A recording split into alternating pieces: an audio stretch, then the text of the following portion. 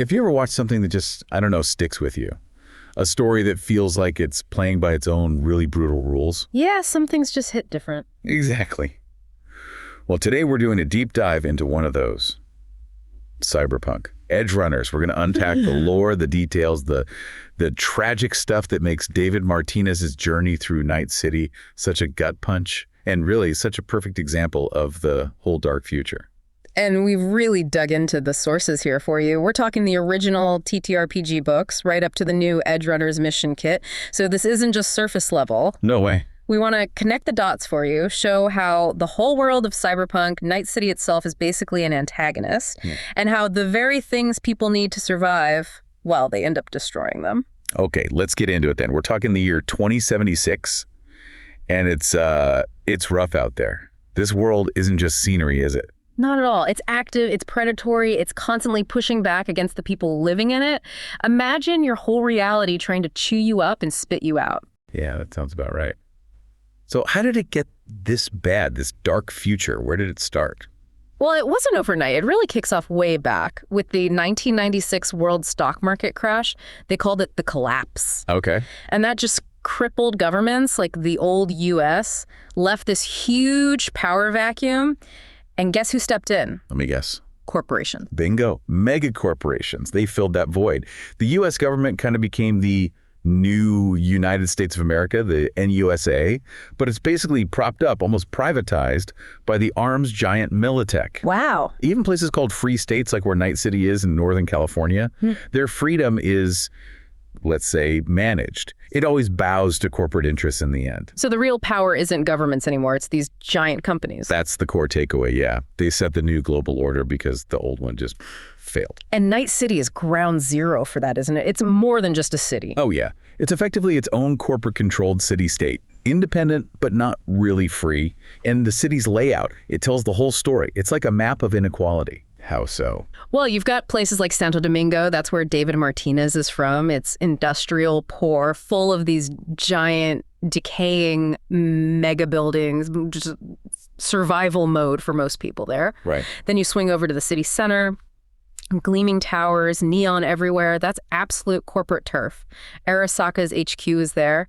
Their law is the only law. A total contrast. Completely. And then there's Pacifica. It was supposed to be this luxury resort, but the corpo funding dried up. Now it's basically a lawless combat zone, a failed promise left to rot. So the city itself sorts people into these rigid levels. Exactly. You've got the untouchable corpo elites at the top, and way down at the bottom, the Edgerunners, people like David's crew. Street-level mercs, fixers, hackers, just fighting for the next gig, the next day. The Afterlife bar is sort of their hub, their neutral ground. Okay, so if the city is this battlefield, who are the biggest players? David's crew, they're facing more than just street gangs, right? Oh, way more. You've got two absolute titans dominating everything. First, Arasaka. The Japanese corporation. Yeah, a Zaibatsu. Started as a family company, but Saburo Arasaka turned it into this neo-feudal empire. Obsessed with control, information, loyalty, and they developed Soul Killer. Soul Killer, that sounds ominous. It is. It basically makes digital copies of minds. Yeah. Engrams, a really twisted kind of immortality. Jeez. Okay, who's the other giant? Militech, the top American arms maker. They're so tied up with the NUSA, their old CEO, Rosalind Myers. She's actually the NUSA president now. No kidding. So they're practically the state military. Effectively, yeah. And their rivalry with Arasaka isn't just business. It's like a proxy war of ideas. Arasaka's traditional collectivist thing versus Militech's Western military-industrial complex vibe. And guys like Faraday, the fixer in the show. They think they're players, but they're just pawns, really. Yeah. Caught between these massive forces. It never ends well for the little guy trying to play the giants. Man, that's bleak. So this brutal setup in 2076, how did Night City specifically get this way? You mentioned Richard Knight. Right, let's rewind a bit. So 1994, this industrialist Richard Knight founds Coronado City, his dream. A corporate-funded utopia, safe from crime. Didn't last long, I bet. Nope. He gets assassinated in 98, ironically by the mobs he tried to keep out. The city gets renamed Night City, but plunges into chaos. The mob war lasted over a decade. Okay, so chaos first. Yeah, until around 2011. And here's the kicker. It was Arasaka that spearheaded the corporate effort to violently crush the mobs. They basically installed themselves as the new power by bringing order. Ah, so they filled that power vacuum too. Exactly. And that corporate power struggle just kept escalating. It blew up into the fourth corporate war between Arasaka and Militech. Global scale, super destructive, ran from 2021 to 2025. And the big event in Night City during that. The absolute shocker. A tactical nuke detonated right at Arasaka Tower in the city center, leveled the place, killed hundreds of thousands. A nuke in the middle of the city. Yeah, it shows you how far these core are willing to go. Around the same time, 2022, another huge event. The data crash. The what now? The data crash. This legendary netrunner, Rush Bartmoss, basically unleashed a virus that shattered the global internet, turned it into fragmented city networks, guarded by this thing called the Black Wall to keep rogue AIs contained. And that relates to Lucy. Deeply. That dangerous, fragmented net is what young Lucy was forced into by Arasaka. Those deep dives scarred her. It's this constant background threat for her, driving her need to protect David later on. Okay, so nuke, crashed internet. What came next? The time of the red. That's the post-war era. Yeah. Reconstruction, red skies from all the dust and fallout, infrastructure totally wrecked. Then skip ahead to 2070. The NUSA, backed by Militech, tries to annex Night City. The Unification War. And Arasaka, weren't they kicked out after the war? They were, but they came back. Big dramatic return with their fleet, forced a treaty. Night City stays free, technically, but Arasaka's influence is massive. They're back in charge, basically. So all this history, it just piles up. Exactly. It shows this, inevitable slide. Corporate wars, societal breakdown. It all leads directly to 2076, the year Edgerunners happens, which is just 1 year before the Cyberpunk 2077 game starts. David's story doesn't happen in a vacuum. It's the direct result of all this history. Right. So in this world forged by corporate war and decay, how do people like David even survive? Or, try to get ahead. That brings us to the Chrome, right? But cybernetics? Yeah, cyberware, it's everywhere. Almost essential, not really a choice for many. You see all kinds. Neural interfaces, cyber eyes like the Kiroshi optics, cyber limbs, Maine's gorilla arms, those mantis blades. They give you strength, integrated weapons. Basic upgrades almost. Kinda. But then you get the really high-end military grade stuff. In Edgerunners, the big ones are the Sandevistan. The speed thing David gets. Exactly. A spinal implant speeds up your nervous system, makes you perceive time slower. David's Apogee model is supposed to be this super rare prototype, and the other one is the Cyberskeleton. The giant mech suit thing. Yeah. A full body combat frame, insane power. These things give Edgerunners their edge, let them compete, but there's always a cost. A big one. Okay, so you get these amazing abilities, but what's the catch? It's got to be bad in Night City, Yeah. and it affects your mind, doesn't it? Not just your body. That's the core tragedy, yeah. In the original tabletop game, it's measured by stats, empathy and humanity. Empathy is your connection to others. Humanity is your connection to yourself, your humanity. Okay, it makes sense. And here's the devastating part. Every piece of combat cyberware you install permanently lowers your humanity score. Forever. Permanently, wow. Yeah. As it drops, you get colder, less empathetic, more unstable. And if your empathy and humanity hit 0, that's cyberpsychosis. Ah, so that's where that comes from. Exactly. It's a dissociative disorder. You lose yourself completely. You become like a machine, just driven by the combat programming of your implants. That's what happens to Maine. And it's the path David is forced onto. And the show. David's constantly injecting himself with something, right? The immunosuppressants. Right. That's such a brilliant way the anime shows it. It's like this visual shorthand for that internal battle against losing his humanity. A chemical patch trying to hold back this irreversible spiritual decay. So David being special, having high tolerance, that doesn't save him. Not in the long run. It just means he can handle more chrome before hitting the wall. His path, constantly adding more and more powerful cyberware, it's just not sustainable. It can't be. So he's not just fighting Arasaka or other gangs. No, he's fighting the fundamental rules of his own reality.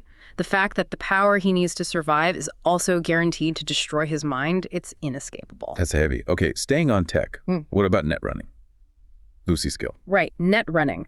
After that data crash we talked about, it's not like surfing the web today, it's dangerous. Physical almost. You jack in directly to a local network, visualize like this digital fortress, and these fortresses have defenses. IC intrusion countermeasures electronics. Some are basic like firewalls, others, the black ICE, are lethal. They can literally cook a netrunner's brain. Oh yeah. And a deep dive, that's going into the really nasty high-security networks. Usually needs a special suit, an ice bath even, just to stop your brain from overheating. That's the kind of insane risk Lucy takes to scrub David's data from Arasaka's systems, protecting him but putting herself in extreme danger. Man, the risks are everywhere. And speaking of the characters, that new Edgerunners mission kit source book, it added a lot of backstory, didn't it? Really shows how Night City shaped them through trauma. Oh, absolutely. It fleshes them out so much. Take David, born literally in an ambulance during a shootout, umbilical cord cut with a mantis blade, raised by his mom, Gloria, in Santo Domingo, and his core motivation, it seems to be this deep-seated need to fulfill other people's dreams. First his mom's, then Maine's, then Lucy's. Like, his own worth is tied to being useful to them. Wow, that puts a spin on his actions. What about Lucy? Lucy, Lucina Krishnada, her parents were tied to Arasaka's soldier father, netrunner mother from a gang. She grew up in an Arasaka facility, basically conscripted into their horrible deep dive training program. She escaped, obviously. So her whole drive is just escape, getting away from Arasaka, away from her past. The moon dream is the ultimate symbol of that freedom she craves. Makes sense. And Maine, the leader. Maine had a rough childhood, sickly, bullied, gave him this huge inferiority complex, so he pushed himself bouncer, street fighter, even NUSA special ops. But that core insecurity never left. His drive is just this constant need to be bigger, stronger, which leads him to rely way too heavily on Chrome for validation, pushing himself past the limit. Tragic. Kiwi. She always seems so cynical. Her backstory explains it. She believes she was sold as a child to a corpo factory, then later into basically a sex den where a client ripped her jaw off. Horrific stuff. So her cynicism, her don't trust anyone in Night City mantra, it's armor forged from just brutal exploitation. Understandable, sadly. And the siblings, Rebecca and Pilar. They were kids of a legendary edgerunner, Papa Sunrise, who vanished. His old crew betrayed them, except for the fixer Waka Okada, so their drive is all about proving themselves, living up to their dad's rep, which explains why they're so intense, reckless almost, aggressive. So these backstories, they really underline that Night City doesn't just shape you. It forges you. Often through trauma and exploitation, your personality becomes a survival mechanism. Okay, knowing all this, Yeah. What about the creators? What was their goal with the show? Well, you got to start with Mike Pondsmith, the original creator of Cyberpunk. He has this famous line, "Cyberpunk isn't about saving humanity, it's about saving yourself." Oh, right. And Edgerunners nails that, but it adds this tragic twist. In Night City, even trying to save yourself or maybe just the one person you love, that path still leads to ruin. The system just grinds you down. So a bleak message from the start. Pretty much. CD Projekt Red, the game company, they worked with Studio Trigger on the anime. CDPR set the core theme. Night City always wins. No happy endings here. Trigger brought that incredible, high-energy, stylish animation. Was it a smooth collaboration? Mostly, yeah, but there were interesting points, like the Cyberskeleton design. CDPR wanted something sleek, like in the game. But the director, Imaishi, insisted on this big, bulky, almost clumsy design for David's final moments to visually show he was doomed. That he couldn't actually win against Atom Smasher. It foreshadows his defeat. And Trigger also really fought to include Rebecca. CDPR wasn't sure she fit the game's aesthetic initially. Huh. But she being a fan favorite. Totally. Shows how that creative push and pull worked out. And aesthetically, yeah, you can see the influences. Akira, for sure, the bike, the youth rebellion vibe. And Ghost in the Shell, the cybernetics, the society, Lucy's look definitely echoes Major Kusanagi. So for people wondering how it all fits together, is Edgerunners official? Is it canon? 100% canon. CD Projekt Red is very clear on this. They have this baton pass idea for the lore. Pondsmith handled the world up to the 2060s, and then CDPR takes over the timeline. Edgerunners is 2076, so it's firmly in CDPR's part of the canon, leading right into Cyberpunk 2077. What about things that look different from the game, like David using immunosuppressants instead of tracking a humanity score? Yeah, those aren't errors or contradictions. They're adaptations. You got to translate game mechanics, which can be abstract, into something visual and compelling for a show.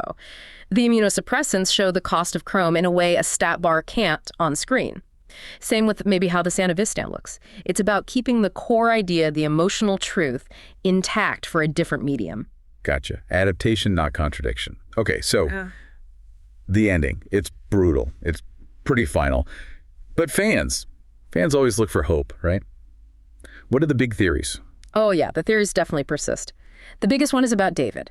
Did he really die? People hope he didn't. Exactly. They point to Atom Smasher saying David might make a good construct, and the fact we don't actually see the final blow. Plus, Arasaka has soul killer tech, so the idea is maybe they digitize his mind. Plausible within the world, maybe. Technically, yeah. But the creators themselves have said, flat out, David's dead. And in the 2077 game, there's a drink at the Afterlife bar named the David Martinez. Those drinks are memorials for legendary Edgerunners who died. Ah, the nail in the coffin kind of? Right, pretty much. Thematically, his physical death is crucial. It hammers home that Night City always wins theme. But that construct theory, it sticks around because, well, people need that little bit of hope after such a devastating ending. It's an emotional thing. Understandable. What about Lucy? Her trip to the moon at the end? That's more ambiguous, yeah. Was it just a pilgrimage, fulfilling their dream one last time? Or did she actually escape Night City for good?